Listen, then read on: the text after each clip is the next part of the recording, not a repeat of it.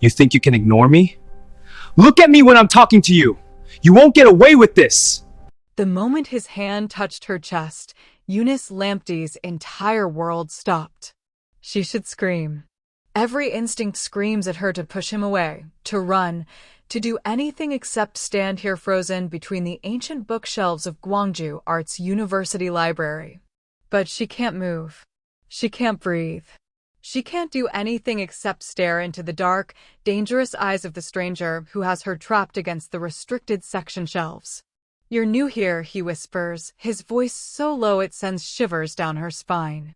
His hand remains firmly pressed against her chest, not violently, but deliberately, a clear display of power, of dominance. This is what he does to intimidate people. This is how he makes them fear him. But Eunice doesn't feel fear. The library is completely silent except for the thundering of her heartbeat in her ears. Afternoon sunlight filters through the tall windows, casting golden shadows across his sharp features. He's beautiful in a dangerous way, the kind of beautiful that promises trouble. The kind her mother warned her about before she left Ghana. "Let me teach you the first rule of Gwangju Arts," he continues, leaning closer until she can feel the warmth of his breath against her face. She knows she should push him away. She knows this is wrong. But something electric is coursing through her veins, something she's never felt in all her 22 years. Something that makes her lean forward instead of pulling back. Something that makes her smile instead of cry. "And what rule is that?" she hears herself whisper, her Ghanaian accent thick with an emotion she doesn't quite understand yet. His eyes widen slightly, surprise flashing across his features. No one has ever responded to him like this. No one has ever smiled at him when he tried to scare them. No one has ever looked at him with desire instead of terror. His lips curve into a slow, dangerous smile. That nothing here is what it seems. In this moment, pressed against these bookshelves with this stranger's hand on her body and his eyes burning into hers, Eunice has no idea she's just fallen for the most dangerous person on campus. She doesn't know he's Jiho Davis, the bully who sends students to the hospital. She doesn't know his father is one of Korea's wealthiest billionaires. She doesn't know that in exactly 3 months, she'll be pregnant with his child and fighting the battle of her life. All she knows is one thing: she never wants this moment to end. But let me take you back to where it all began, 6 hours earlier, when Eunice Lamptey first stepped onto Korean soil, carrying nothing but 2 suitcases and a dream that was about to collide with destiny. The taxi driver didn't speak English, and Eunice Lamptey's Korean consisted of exactly 3 phrases she'd learned from YouTube videos during her 14-hour flight from Accra. But when Gwangju Arts University finally came into view through the rain-streaked window, language didn't matter. Her breath caught in her throat. The campus looked like something from a dream: modern glass buildings rising alongside traditional Korean architecture, cherry blossom trees lining pathways that seemed to go on forever. Students moved in clusters, their laughter carrying through the autumn air. This was it. This was what she'd worked 3 jobs for, what she'd left her family for, what she'd sacrificed everything to achieve. "We made it, Mama," she whispered, touching the small gold cross her mother had given her at the airport. Her roommate Sarah was waiting at the dormitory entrance, waving enthusiastically. Korean-American, 3rd-year student, art history major, they'd connected on social media weeks ago. Sarah helped her drag the heavy suitcases up 3 flights of stairs, chattering nonstop about campus life, the best food spots, and which professors to avoid. "Oh, and there are some students you need to stay away from," Sarah said casually as she helped Eunice unpack. "We call them the untouchables. Rich kids whose parents basically own the school. They do whatever they want, and nobody stops them." Eunice folded one of her favorite Ghanaian print dresses into the small closet. "Every school has those, right? Back home, we just ignore them and focus on our work. It's different here." Sarah's voice dropped lower. "Especially Jiho Davis. He's at the top of that list. Last semester, 3 students ended up in the hospital after crossing him. Nobody even pressed charges because his father, she stopped herself. Just trust me. If you see a group of guys and everyone's moving out of their way, you move too. Eunice smiled politely but filed the warning away as typical campus drama. She hadn't come to Korea to worry about bullies. She'd come to study, to learn, to build a future curating African art in international spaces. Nothing was going to distract her from that dream. By afternoon, she was already in the library, determined to get ahead on her art history reading. The building was magnificent, 5 floors of books, quiet study spaces, and a restricted section that required special access for rare texts and first editions. Eunice had always loved libraries. There was something sacred about them, something that made her feel close to all the knowledge humans had accumulated across centuries. She found the restricted section tucked away on the 3rd floor, the door slightly ajar. The book she needed, a comprehensive text on Korean artistic influences in contemporary African art, was right there on the top shelf. She stretched up on her toes, fingers barely grazing the spine. That's when another hand reached for the same book. Their fingers touched, and Eunice felt electricity shoot up her arm. She turned her head, and suddenly he was there, tall, impossibly handsome, with dark eyes that seemed to see straight through her. Time slowed. The library sounds faded. All she could hear was her own heartbeat. He didn't smile, didn't speak. Instead, he stepped closer, deliberately invading her space in a way that should have frightened her. His hand moved from the bookshelf to her chest, pressing firmly against her blazer, a clear power move meant to establish dominance, to make her cower. But Eunice didn't cower.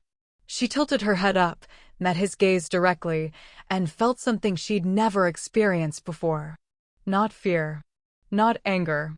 Something warm and electric and completely unexpected that made her lean into his touch instead of away from it. A smile curved her lips.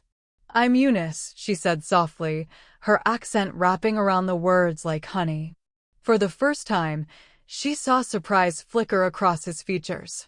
His hand hesitated. His eyes widened just slightly. Before either could speak again, footsteps echoed nearby, a librarian making rounds. He pulled away and walked off without a word, disappearing between the shelves like smoke. Eunice stood there, breathless and trembling, one hand pressed to her chest where his hand had been moments before. She didn't know his name. Didn't know anything about him except that he'd just turned her entire world upside down with a single touch. Back in her dorm that evening, she couldn't stop thinking about him. Those dark, dangerous eyes. That deliberate, intense presence. The way her body had responded to him in a way that both thrilled and terrified her. "You okay?" Sarah asked, noticing her distraction. "You seem different." Eunice smiled, still feeling the ghost of his touch. "I'm fine. Just adjusting to everything." She didn't mention the mysterious stranger in the library. Didn't mention how desperately she wanted to see him again. How she was already wondering if she'd imagined the whole impossible, electric moment. She had no idea that tomorrow she'd learn exactly who he was. And that knowledge would change absolutely everything. Eunice couldn't focus during her first morning of classes, and that had never happened to her before. She'd always been the student who sat in the front row, who took meticulous notes, who asked thoughtful questions that made professors pause and reconsider their own perspectives. Today, she did all those things on autopilot while her mind replayed one moment on an endless loop, dark eyes, deliberate touch, that flicker of surprise when she smiled instead of trembled. Her contemporary African art professor, Dr. Kim, seemed genuinely impressed when Eunice drew connections between traditional Ghanaian Adinkra symbols and modern Korean minimalist design. Several students turned to stare at her, some with curiosity, others with thinly veiled resentment. The new foreign student showing off on her first day. She should have cared about their opinions, should have tried to blend in more. but she'd worked too hard to get here to make herself smaller for anyone's comfort. By lunchtime, her confidence was wavering. The cafeteria was a maze of unspoken social hierarchies she couldn't decode. Groups clustered at specific tables, their body language screaming, outsiders not welcome. She grabbed a tray of bibimbap, at least she'd learned to recognize that dish, and found an empty table near the windows, trying not to look as lonely as she felt. Sarah slid into the seat across from her 15 minutes later, slightly breathless. "Sorry, I had a meeting with my advisor." "How were your morning classes?" "Good." The professor's seam. Eunice's words died in her throat. The entire cafeteria had gone silent. Not gradually, but all at once, like someone had pressed a mute button on the world. Students froze mid-conversation, some with chopsticks halfway to their mouths. All eyes turned toward the entrance. A group of 5 young men walked in, and the sea of students parted before them like they were carrying something contagious. At the center of the group was him, the man from the library. Even from across the crowded cafeteria, Eunice could feel the dangerous energy radiating from him. Sarah's hand clamped down on Eunice's arm with surprising strength. "Oh my God. That's him. That's Jiho Davis." Her voice was barely a whisper. "Don't make eye contact. Seriously, Eunice, look at your food right now." But Eunice couldn't look away. She watched as students scrambled out of his path, some actually trembling. A first-year student accidentally bumped into one of Jiho's friends and went pale, stammering apologies while backing away. The whispers started then, hushed voices carrying across the silent cafeteria like poison. "That's the guy who hospitalized 3 students last semester. I heard his father paid off the families to keep them quiet. He's a psychopath. Stay away from him." The words hit Eunice like physical blows. This couldn't be the same person. The man from the library had touched her, yes, but there'd been something else in his eyes when she smiled at him. Something vulnerable. Something almost lost. Her heart sank as reality crashed over her. The mysterious stranger she hadn't been able to stop thinking about was the campus monster everyone feared. The man who'd made her feel things she'd never felt before was the same man who sent students to the hospital. Then Jiho's eyes found her across the cafeteria. Time stopped. The noise, the people, the fear, everything faded except the 2 of them locked in that gaze. Eunice knew she should look away. Every survival instinct screamed at her to drop her eyes, to make herself invisible. But she'd never been good at doing what she was supposed to do. She held his gaze. Something shifted in his expression. Recognition. Then something else, something that looked almost like relief. He started walking toward her table, his crew following behind. The cafeteria collectively held its breath. Sarah was pulling at Eunice's arm, hissing urgently, "Get up, we need to leave. We need to leave right now." But Eunice stayed seated, her heart hammering so hard she thought it might break through her ribs. Students were staring at her with a mixture of pity and horror, already mentally writing her obituary. She could feel the weight of hundreds of eyes on her, but she couldn't tear her gaze away from him. Jiho stopped at her table, towering over her. His crew flanked him like bodyguards, their expressions hostile. Up close, she could see the sharp line of his jaw, the intensity in his dark eyes, the careful control in every movement. This was a man used to inspiring fear, used to wielding power like a weapon. He reached into his bag and pulled out the art history book, the one she'd been reaching for yesterday in the library. The one she'd completely forgotten about after their encounter. He placed it carefully on the table in front of her, his fingers lingering on the cover for just a moment. "You forgot this in the library," he said, his voice carrying just enough for those nearby to hear. Then he leaned down, close enough that his breath brushed against her ear, close enough that only she could hear his next words. "I looked for you in every classroom today." He straightened and walked away without waiting for a response, his crew scrambling to follow. The cafeteria erupted into chaos the moment the door closed behind him, voices overlapping, speculation running wild. Eunice sat frozen, her skin still tingling from his proximity, her mind reeling from those whispered words. Eunice. Sarah's voice was urgent, almost frightened. Whatever you think just happened, you're wrong. Jiho Davis doesn't do nice things. He doesn't return books. He doesn't look for people. She grabbed both of Eunice's hands, forcing eye contact. This is a setup. This has to be a setup for something worse. Please be careful. But as Eunice walked back to her dorm that afternoon, the book heavy in her hands, all she could think about was the way he'd said those words. The vulnerability underneath the danger. The longing underneath the control. She was in trouble. Deep, dangerous, impossible trouble. And the worst part? She didn't want to be saved. Over the next 2 weeks, Jiho Davis became Eunice's shadow, and the entire campus watched in stunned disbelief. He appeared everywhere she went. In the art studio where she spent her afternoons sketching. In the cafeteria where she'd finally stopped eating alone. In the campus gardens where she called her mother every Tuesday evening, listening to him speak broken Twi he'd learned from YouTube videos just to make her laugh. At first, Eunice waited for the other shoe to drop, for Sarah's warnings to prove true. But the cruelty never came. Instead, Jiho talked to her about things she'd never expected from the campus bully, Caravaggio's use of shadow, the philosophy of Camus, the way certain songs could break your heart without a single word.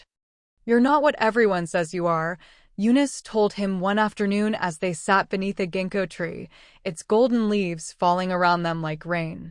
Jiho's jaw tightened. Maybe I am. Maybe I just haven't shown you that side yet. Or maybe, she said softly, you've been showing everyone else the side you thought you had to be. He looked at her then with such raw vulnerability that it stole her breath. My father wants me to study business management. Take over his empire. Continue his legacy.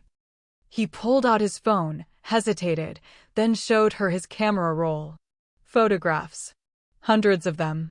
Black and white images of Seoul at dawn, close-ups of weathered hands, portraits of street vendors that captured entire lifetimes in a single frame. This is what I actually care about. But caring about things makes you weak in his world. Eunice scrolled through the images, her heart aching at their beauty. These are extraordinary, Jiho. This is real talent. My father would say it's a waste of time. His voice was bitter. That art doesn't build empires. She turned to face him fully. Then let me tell you my story. And she did. She told him about growing up in Accra, about her father who died when she was 12, about working as a housemaid, a market vendor, a restaurant server, sometimes all three in one day, to save enough money for university. About her mother's tears at the airport and her own terror that she wasn't good enough, smart enough, strong enough to make this dream real. You're the strongest person I've ever met, Jiho said quietly. And I've met a lot of people who pretend to be strong. The art studio became their sanctuary. Late evenings when everyone else had gone home, Eunice would paint while Jiho photographed her, the click of his camera shutter a rhythmic accompaniment to her brush strokes. She was working on a piece inspired by her grandmother's Kent cloth patterns, trying to merge traditional Ghanaian design with contemporary techniques. You're beautiful when you're creating, Jiho said one night, his voice different, softer, almost reverent. It's like watching someone become exactly who they were meant to be. Eunice set down her brush, paint still wet on her fingers. Jiho. He crossed the distance between them in 3 steps, his hand gentle as it cupped her face. Tell me to stop and I will. But she didn't want him to stop. She rose on her toes and kissed him first, tasting turpentine and possibility. His arms came around her, pulling her close, and for a moment, the whole complicated world fell away. There was only this, oil paint and chemistry, danger and tenderness, 2 people finding home in the most unexpected place. The next day, everything changed. They were sitting together in the cafeteria, Jiho helping Eunice with her Korean grammar homework when his former friend Min-jae started mocking a first-year student who'd accidentally spilled juice.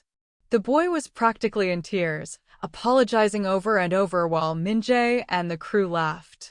Everyone turned to Jiho, waiting. This was the moment he'd join in, escalate it, remind them all why they feared him. Instead, he stood up and walked over to Min-jae. Stop. The cafeteria went silent. What? Min-jae looked genuinely confused. I said stop. Leave him alone. Jiho handed the first-year student napkins, helped him clean up, then walked away from his crew without a backward glance. He sat back down with Eunice as if nothing had happened, but she saw his hands trembling slightly. That was brave, she whispered. That was stupid, he muttered. He stopped himself, shook his head. It doesn't matter. You matter more. The rumors exploded within hours. Jiho Davis defending a first year? Choosing some foreign girl over his own crew? By evening, students were openly staring at them, whispering theories that ranged from ridiculous to cruel. Neither of them noticed the man in the expensive suit standing near the library entrance, camera in hand, capturing photo after photo of Jiho with his arm around Eunice's shoulders. Neither of them saw him make a phone call, his voice too low to hear, but his expression grave. The message was already on its way to Seoul. To Jiho's father. To the man who'd built an empire and had very specific plans for his son, plans that definitely didn't include a Ghanaian art student with paint under her fingernails and revolution in her smile. The countdown had begun, though they didn't know it yet. They had exactly 5 days before everything would fall apart. They kept it quiet at first, stealing moments between classes like thieves collecting treasures. Jiho knew Gwangju's hidden places, the rooftop garden behind the music building where jasmine grew wild, the underground coffee shop that stayed open until 3 in the morning, the tiny art gallery in the old district where local artists displayed work that would never hang in traditional museums. He took Eunice to all of them, watching her face light up with each discovery, memorizing the exact shade of joy in her eyes. How do you know about all these places? She asked one evening as they sat on a rooftop overlooking the city lights. When you spend your whole life being someone you hate, you learn where to hide from yourself, he said quietly. Then, softer, but with you, I don't feel like I'm hiding anymore. The change in Jiho didn't go unnoticed. He started arriving at Eunice's dorm early, helping her practice Korean before her language class, his patience endless as she stumbled over pronunciation. When a sophomore accidentally bumped into him in the hallway, everyone tensed, waiting for the explosion. Instead, Jiho simply studied the boy and kept walking. His former crew watched from a distance, confusion hardening into resentment. One night in the art studio, when rain drummed against the windows and they were alone with half-finished canvases, Jiho told her about his mother.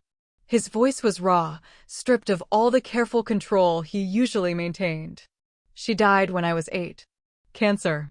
One day she was reading me bedtime stories, and 6 months later she was gone. He stared at his hands. My father, he loved her. I know he did. But when she died, something in him died too. He threw himself into work, into building the business, into making sure I'd be strong enough to survive in his world. And in his world, kindness is weakness. Love is a liability. Eunice took his hand, threading her fingers through his. What would she think of you now? She'd probably be disappointed. I became exactly what he wanted, someone people fear. No. Eunice turned his face toward hers. What would she think of you right now? This moment. The man who helps me with homework and defends first-year students and takes photos that make people feel something real. His eyes glistened. She'd like you. She'd say you were exactly what I needed. You make me want to be the man my mother hoped I'd become, he whispered against her hair. Before she died, she made me promise to be kind. To choose love over fear. I broke that promise for 10 years. But you make me want to keep it. Eunice introduced him to her family through video calls, Jiho nervous in a way she'd never seen him. Her mother appeared on the screen, her face lighting up when she saw them together. Jiho was charming and respectful, asking about her grandmother's Kent weaving techniques, making her little brother laugh with terrible jokes. When the call ended, Eunice's mother said simply, "He looks at you like you're the sunrise. Don't let that one go." But not everyone was pleased. Jiho's grades climbed from barely passing to Dean's List. His fights stopped completely. Teachers whispered about the transformation, some hopeful, others suspicious. His former crew, led by Minjae, started spreading poison. "She's bewitched him," they muttered in hallways. "African magic. She's got him under some kind of spell." Sarah pulled Eunice aside after overhearing a particularly vicious rumor. "The elite families are talking. They don't like seeing Jiho with you. They think you're a distraction, a phase he'll outgrow. Be careful." The weekend Jiho took her to Seoul felt like stepping into a dream. He showed her the city through a photographer's eyes, the way morning light hit the Han River, the hidden street markets where vendors sold art supplies and antique books, the modern galleries where contemporary Korean artists pushed boundaries. In a traditional clothing shop, he bought her a hanbok in deep purple and gold, insisting she wear it for photos at a professional studio. "I want to remember us exactly as we are right now," he said as the photographer positioned them, "before the world tries to change us." That night, lying on the hotel room floor, surrounded by the photos they'd taken, they talked about impossible futures. Opening a gallery together. Traveling the world. Showing African art in Korean spaces and Korean art in African spaces. Building bridges instead of walls. "My father will never allow it," Jiho said, but his voice held more hope than resignation. "Then we'll build it anyway," Eunice replied. "Sometimes the best things are the ones we have to fight for." They didn't notice the black luxury car that followed them on the drive back to Gwangju, staying exactly 3 cars behind, never close enough to be obvious, but never far enough to lose sight of them. They didn't see the driver make a phone call, his voice crisp and professional as he reported their location, their hotel, their obvious intimacy. In Seoul, in an office that overlooked the entire city, Mr. Park Tae-hyun, known to the business world as Mr. Davis, hung up the phone and steepled his fingers. His son had been seen holding hands with a foreign student, buying her traditional clothing, looking at her with the kind of devotion that made men weak and empires crumble. This had gone on long enough. It was time to remind Jiho exactly who he was supposed to be and what was expected of the heir to the Davis Park empire. It was time to bring his son home. The summons came on a Tuesday morning. Not a request, a command delivered by a driver in a black suit who appeared at Jiho's dorm room at 6 a.m. "Your father requires your presence in Seoul." Immediately. Jiho knew what this meant. He'd known since the weekend in Seoul, since the hanbok photos, since he'd stopped pretending Eunice was just a phase he'd outgrow. He texted her quickly, "Have to go home. I'll explain later. I love you," and climbed into the car that smelled like leather and consequence.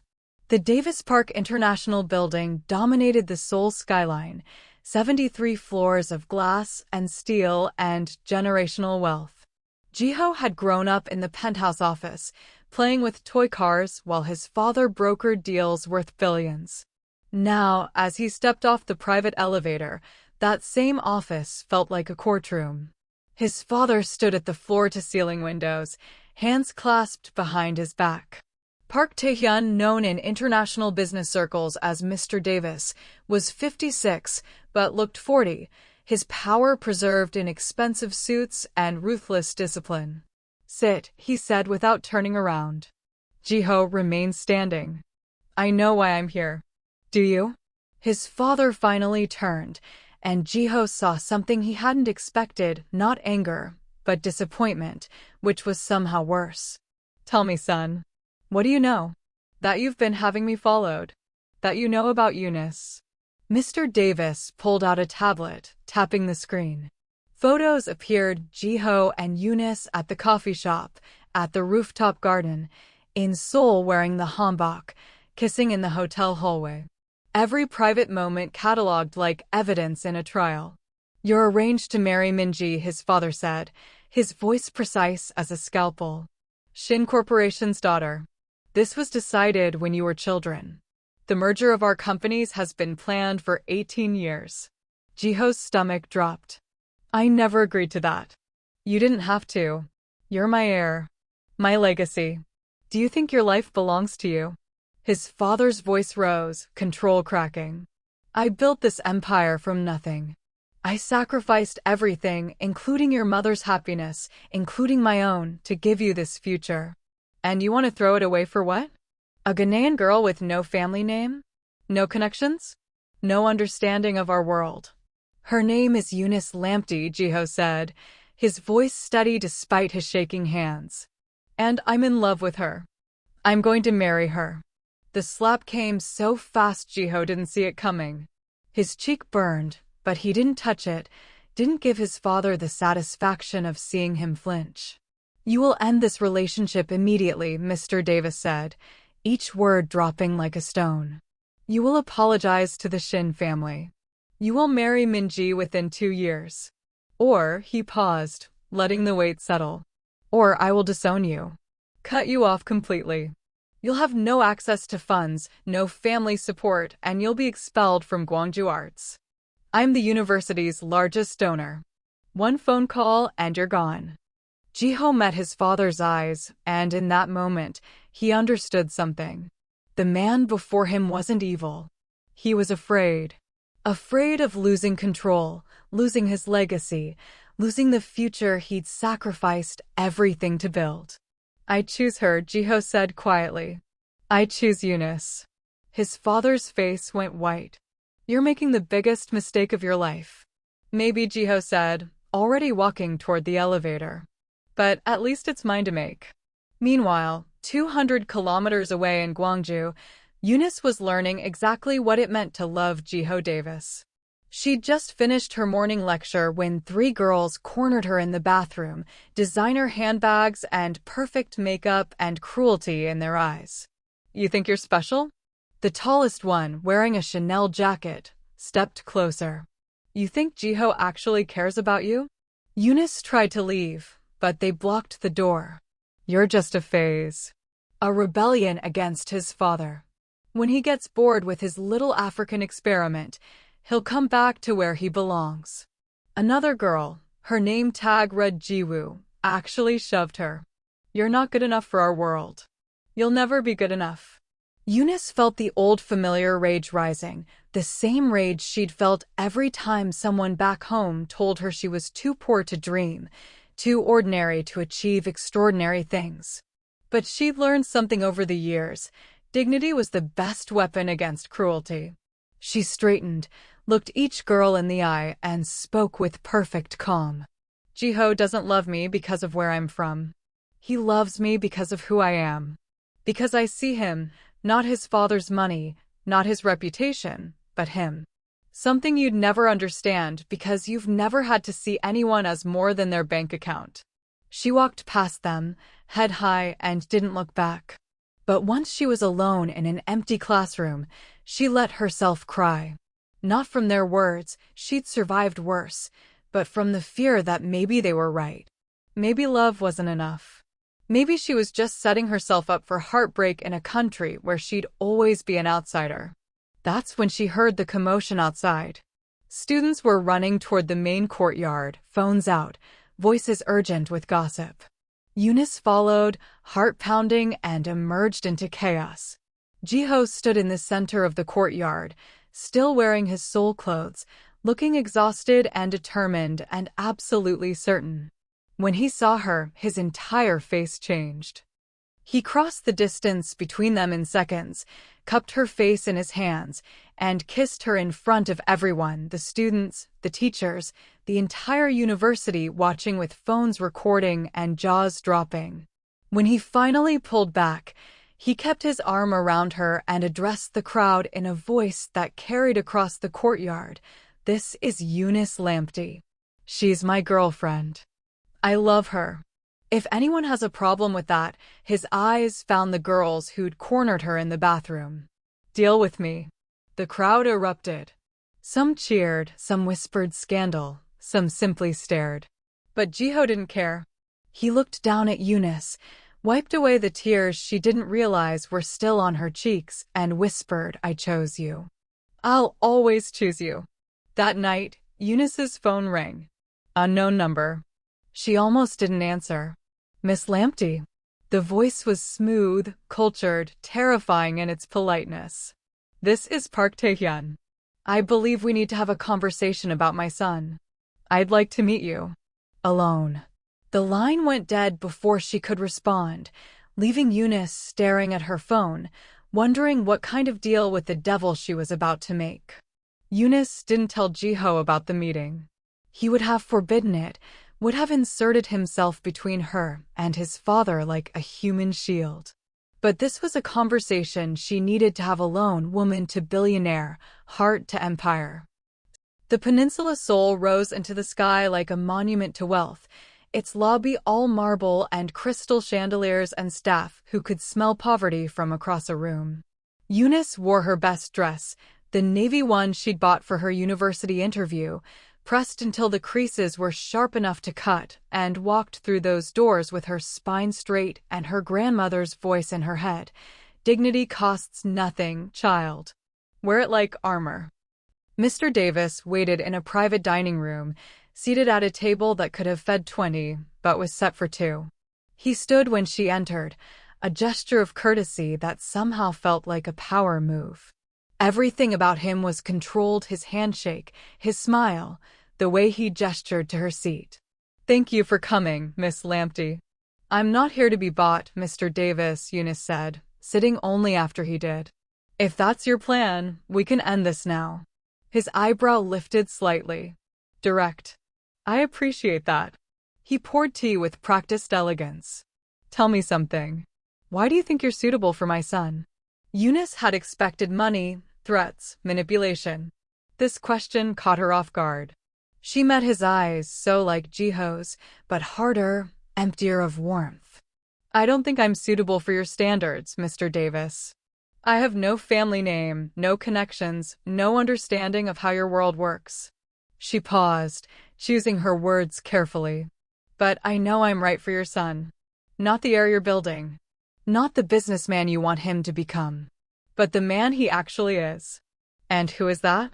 "Someone who takes photographs that make people cry. Someone who helps first-year students with their homework. Someone who's learning Chui just to make me laugh." Her voice softened. "Someone who's been trying to become himself his entire life, but everyone keeps telling him who he should be instead." Mr. Davis's expression didn't change, but something flickered in his eyes. "My son was a fighter. A leader. You've made him soft." "I've made him happy," Eunice corrected. "There's a difference."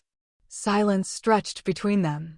Outside the window, Seoul glittered like scattered diamonds, a city built on ambition and sacrifice. Finally, Mr. Davis spoke again, his voice different, almost curious. "Tell me about your family, your studies, what you want from life." It felt like a trap, but Eunice answered honestly. She told him about her father's death, her mother's strength, the 3 jobs that bought her ticket to Korea.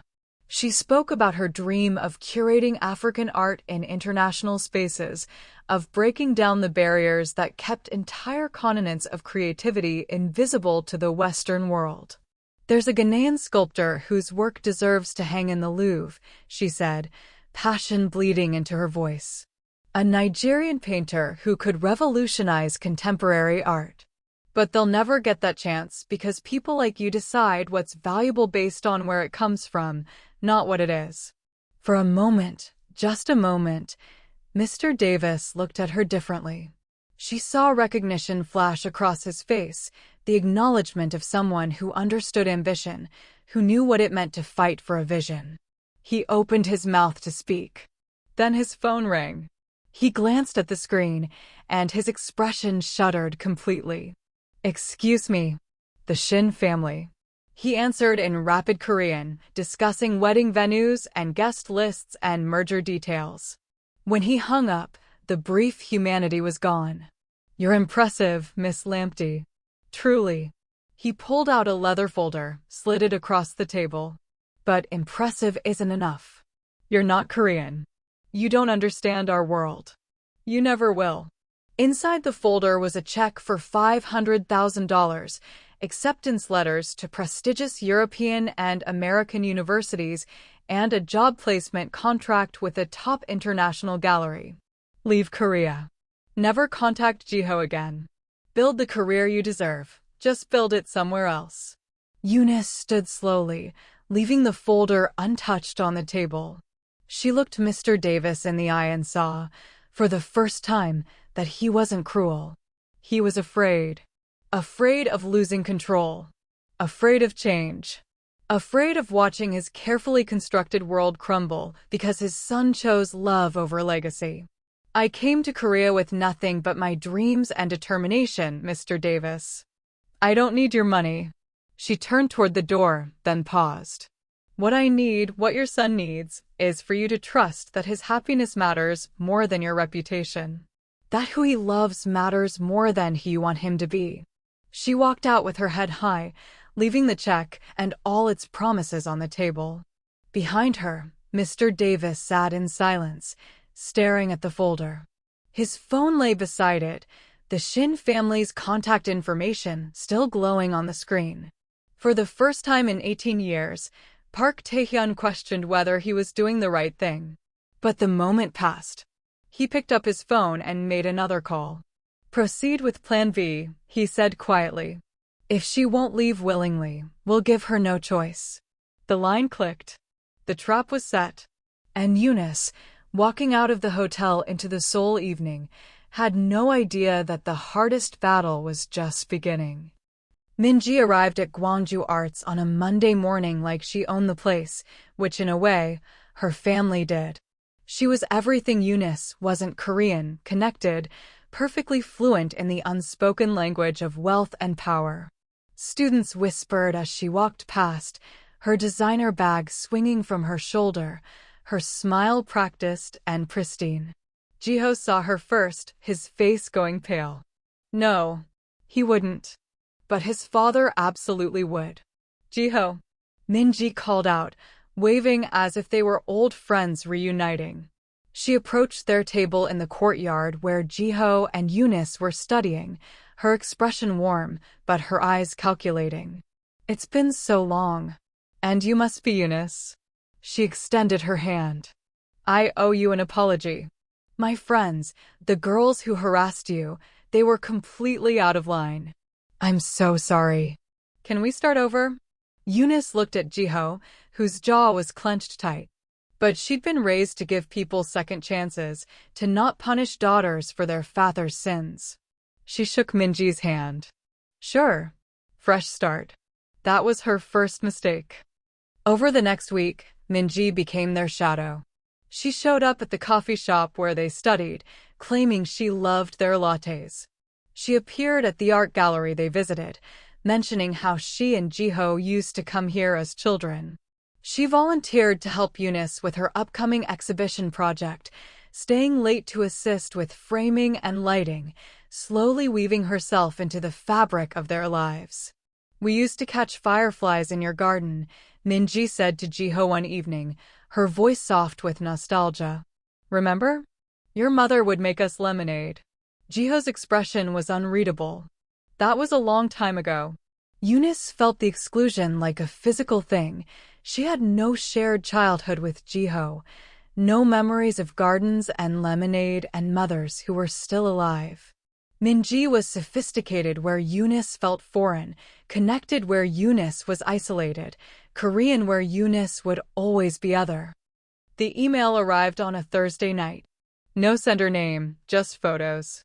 Jiho and Minji at an upscale restaurant, his hand near hers on the table. Another of them walking together, her laughing at something he said. A third of them in what looked like an intimate conversation, faces close. The caption read, "While you were at class, he was with his real future." Eunice's hands shook so badly she dropped her phone. Sarah found her in the bathroom, mascara streaking her face. "He's been lying to me," Eunice whispered. "The whole time." But she confronted him anyway, because she'd promised herself she'd always choose honesty over assumption. Jiho's face crumbled when she showed him the photos. "My father threatened your visa," he said, the words tumbling out desperately. "He said if I didn't have one dinner with Minji, one public appearance to appease the Shin family, he'd have you deported. I was going to tell you tonight. I swear, Eunice, I spent that entire dinner talking about you." It meant nothing. She wanted to believe him. God, she wanted to. But doubt had already planted roots. The scarf appeared 2 days later, expensive silk, monogrammed with Minji's initials, lying in Jiho's car when Eunice borrowed it to pick up art supplies. She held it like evidence of infidelity, her heart breaking into smaller and smaller pieces. "Why was this in your car?" Jiho stared at it, confusion giving way to realization, giving way to fury. "I don't. She must have, Eunice. I don't know how that got there." "You don't know." Her voice rose to spite herself. "You don't know how your childhood friend's scarf ended up in your car? How convenient." "I'm trying to protect us both," Jiho shouted, his control finally snapping. "My father is trying to destroy this. Can't you see that? Why won't you trust me?" "Because trust requires honesty," Eunice shouted back. "And you've been sneaking around behind my back to save you." But the words didn't matter anymore. The damage was done. Eunice walked away, and this time, Jiho didn't follow. In the campus library, Sarah was doing research when she stumbled across something.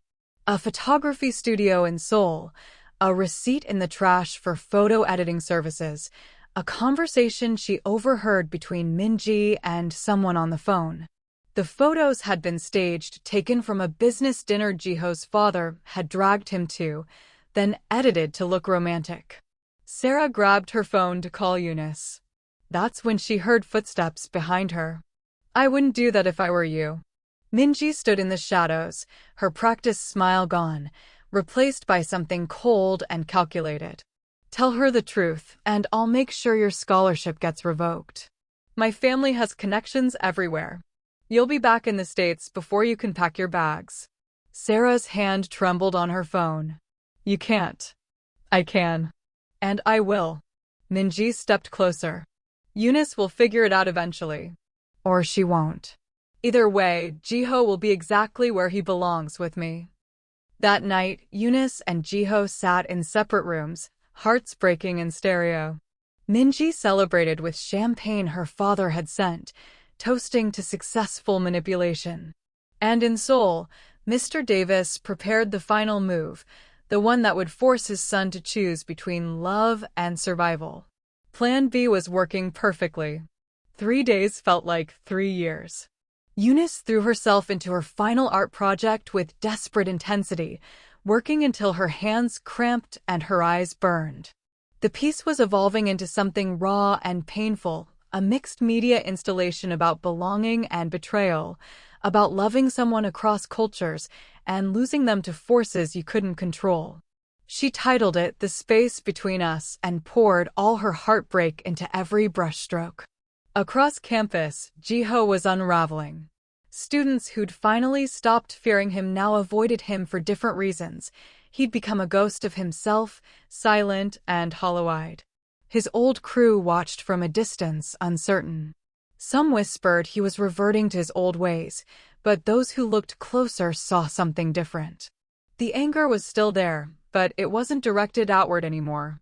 It was turned inward, a self-destructive spiral that terrified anyone who remembered what he used to be. Sarah couldn't sleep.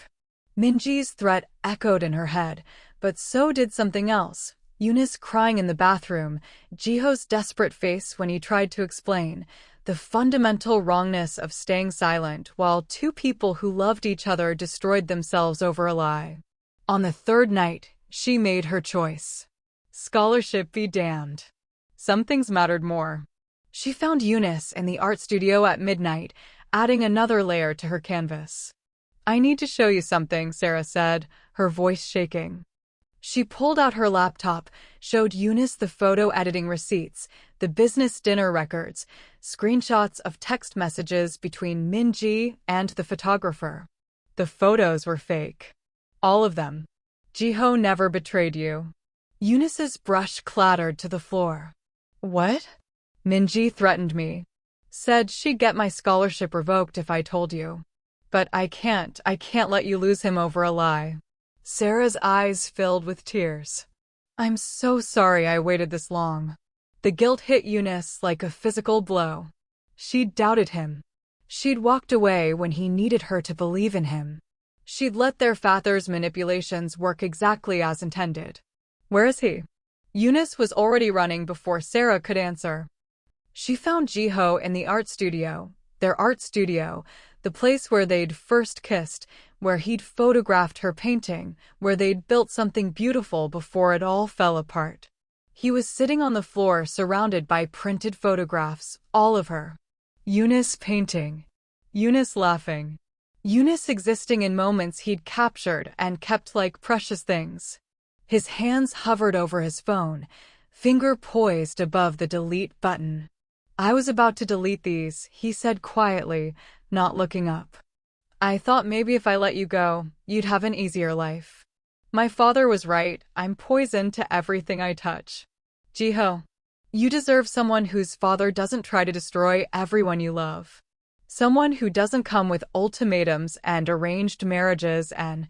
Eunice dropped to her knees beside him, grabbing his hands. I'm so sorry. God, Jiho, I'm so sorry. I should have trusted you. I should have known you'd never. He pulled her into his arms so suddenly they both nearly toppled over. No, I'm sorry. I should have told you about the dinner immediately. No more secrets. Never again. I promise you. They held each other like drowning people finding solid ground, apologies and forgiveness flowing between them like rain. When they finally pulled apart, Eunice showed him the evidence Sarah had given her. Jiho's expression went from heartbreak to fury. Minji did this? Your father paid for it. But yes. Eunice touched his face. We need to talk to her. They found Minji in her dorm room, packing designer luggage. She looked up when they entered, and for a moment, Eunice saw through the perfect makeup and calculated smile to the terrified girl underneath. How did you, Minji started.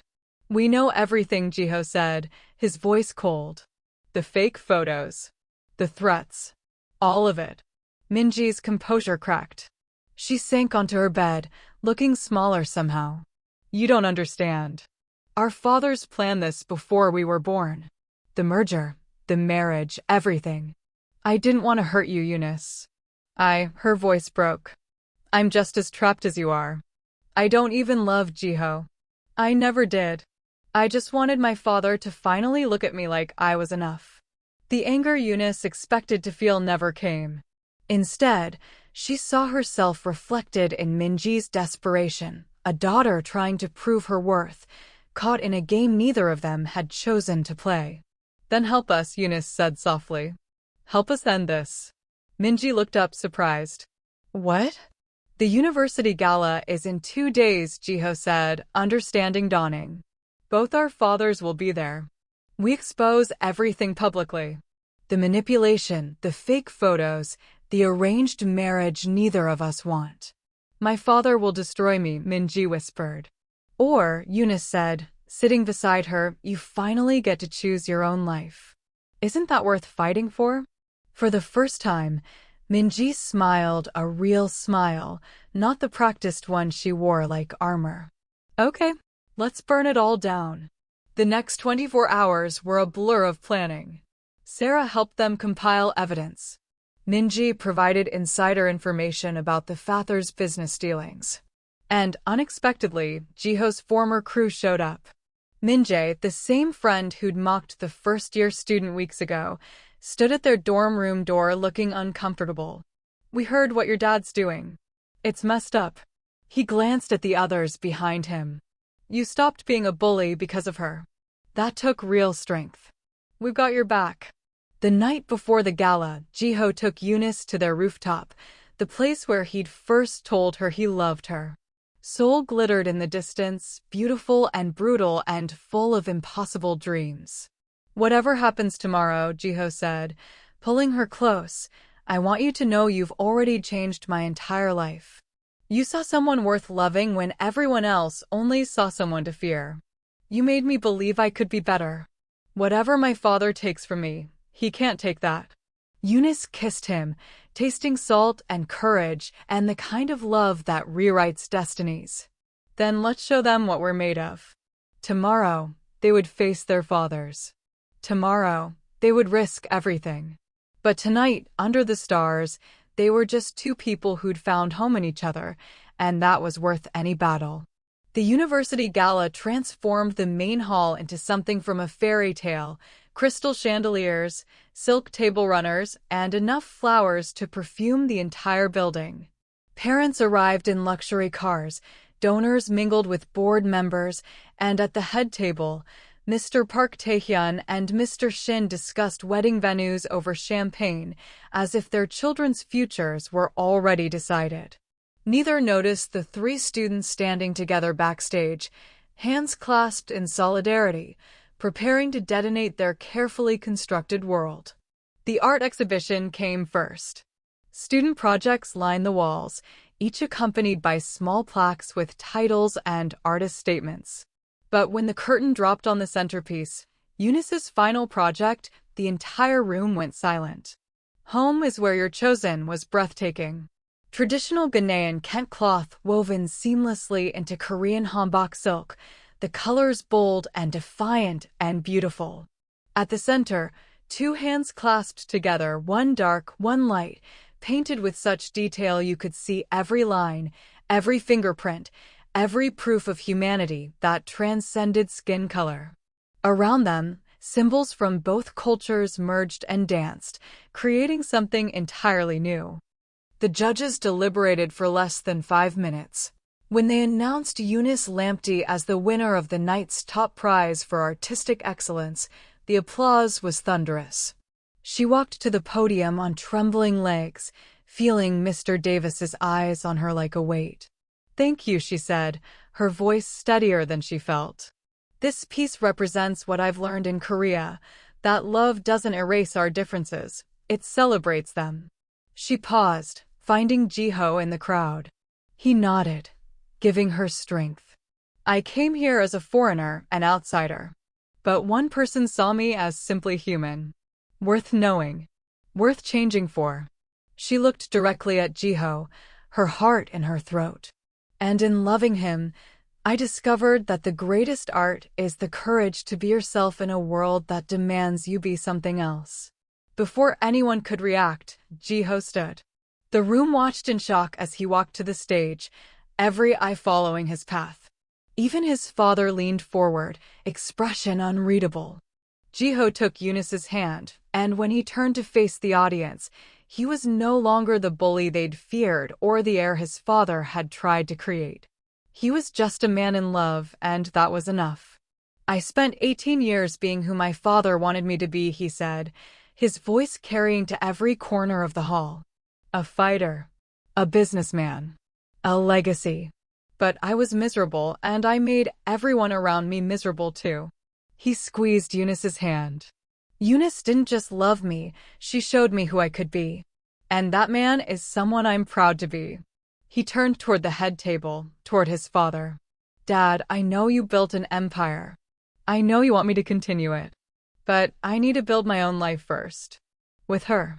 Mr. Davis's face was stone. Mr. Shin looked outraged. The room held its collective breath. Then Minji stood up. "Mr. Park. Mr. Shin. Our fathers." Her voice shook, but she didn't sit back down. "I have something to say too." She walked to the stage, standing beside Jiho and Eunice like they were facing a firing squad together. "You arranged our marriage when we were children. You hired photographers to fake evidence of romance. You threatened scholarships, visas, futures, all to force us into the lives you wanted." She looked at her father, tears streaming down her face. "I don't want to marry Jiho. I want to study psychology and help people. but I was too afraid to disappoint you." Her voice grew stronger. "But watching Eunice and Jiho fight for their truth made me realize I need to fight for mine too." The gala erupted. Whispers became shouts, phones appeared, board members exchanged horrified glances. This was a scandal that would make headlines, destroy reputations, reshape the careful social order they'd all worked to maintain. Mr. Davis sat frozen, watching his carefully constructed plans crumble like sand castles at high tide. He looked at his son, truly looked at him, and for the first time in years, he didn't see a business asset or a disappointing heir. He saw a young man who was genuinely, radiantly happy. He saw his late wife in Jiho's courage and his willingness to risk everything for love. Her last words echoed across 18 years. "Don't let our son become hard like this world. Let him know love." Mr. Davis stood. The room went silent again, everyone expecting rage, threats, the full force of billionaire fury. Instead, he walked slowly to the stage and extended his hand to Eunice. "Miss Lamptey," he said quietly, "I owe you an apology." Eunice's eyes widened, but she took his hand. "I tried to buy you, manipulate you, and drive you away. But you stood your ground with more grace than I deserved." He turned to Jiho, and his voice cracked. "Your mother would be proud of the man you've become. I'm still learning to be. I can't promise I'll be perfect at this," he continued. "But if she makes you this happy, then I want to try." The room erupted in applause. Mr. Shin, trapped by public sentiment and his daughter's courage, could only nod stiffly, his empire of control collapsing around him. Jiho pulled Eunice into a kiss that tasted like victory and vindication, and the kind of love that rewrites everything. No more hiding. No more shame. Just them, together, choosing each other in front of the whole world.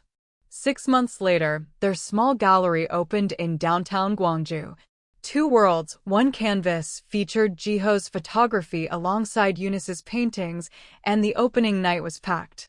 Jiho had switched his major to photography and art business, and Minji, now their friend and business manager, handled the logistics while pursuing her psychology degree. At Eunice's graduation, Mr. Davis sat beside her mother, both applauding as she walked across the stage with top honors. He'd funded her first international exhibition, and to everyone's surprise, they'd developed a warm, respectful relationship built on mutual understanding. But the best moment came on a beach at sunset, when Jiho got down on one knee in the sand, pulled out a ring that combined traditional Korean jade with Ghanaian gold, and said, "I'm not perfect. I'll probably mess up sometimes. But I promise to choose you every single day. Eunice Lamptey, will you marry me?"